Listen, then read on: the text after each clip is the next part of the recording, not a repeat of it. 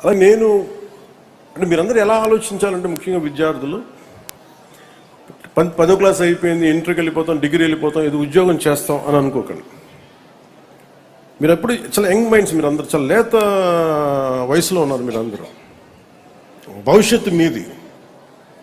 ఇక్కడ ఉన్న వాళ్ళందరికీ భవిష్యత్తు మీరు ఉదయించే సూర్యులు. మీరు కొంతమంది ఇప్పుడు కూర్చోబెట్టి మధ్యాహ్నం సూర్యులు ఉన్నారు, అస్తమించే సూర్యులు ఉన్నారు, కానీ ఉదయించే సూర్యులు మీరు.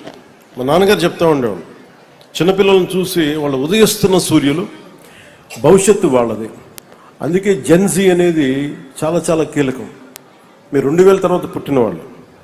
మీకోసం ప్రతి రాజకీయ నాయకుడికి బాధ్యత ఉండాలి, అలాగే ప్రతి అధికారికి చాలా బాధ్యత ఉండాలి.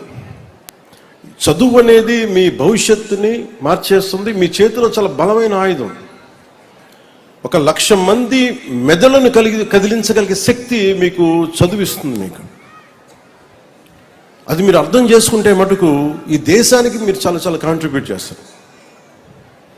ఉదాహరణకి మనకి జూయిష్ కమ్యూనిటీని చూస్తే ఉన్న పట్టుమని 10 మంది ఉంటారు, కానీ ఒక్కొక్కళ్ళు 1000 మంది తాలూకు శక్తి ఉంటుంది, పొటెన్షియాలిటీ. మనం 1,00,000 మంది ఉన్నా కానీ ఒకళ్ళతో కూడా మనం కంపీట్ చేయలేం. అందుకని మనం ఎలా కంపీట్ చేయాలి? ఎక్కడో అబ్దుల్ కలాం గారు చూడండి, ఎక్కడ చిన్న మారుమూల రామనాథపురం అనే ఊళ్ళో కూర్చొని ఆయన మిసైల్ మ్యాన్ ఆఫ్ ఇండియా అయిపోయారు. భారతదేశ రక్షణ క్షిపణి వ్యవస్థకి ఆయన ఒక మాస్టర్ అయిపోయారు ఆయన. అంటే ఆయన తమిళ్ మీడియంలో చదువుకున్నారు, ఇంగ్లీష్ మీడియంలో చదువుకోవాలి. So medium is not the question. మీరు ఇంగ్లీష్ మీడియంలో చదువుకోండి, తెలుగు మీడియంలో చదువుకోండి, మీ ఏ మీడియంలో చదువుకోండి, కానీ మీకు ఇన్నోవేషన్ క్రియేటివిటీ పెరగాలి అంటే, మీకు మల్టీ టాలెంటెడ్ మల్టీలాటరల్ థింకింగ్ రావాలి అంటే మీరు చాలా విభిన్నమైన నేర్చుకోవాలి. మీకు దేహదారుఢ్యం ఉండాలి, బలం ఉండాలి. మీ అందరికీ మానసిక దారుఢ్యం ఉండాలంటే, ఇప్పుడు మనం శారీరక దారుఢ్యానికి ఎక్సర్సైజ్ చేస్తాం, మానసిక దారుఢ్యానికి పుస్తకాలు చదవాలి.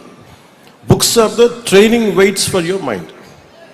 ఈరోజు నేర్పించే మీ ప్రతి టీచర్ పాఠం అదేదో మీకు మార్కులు వస్తాయని చదవ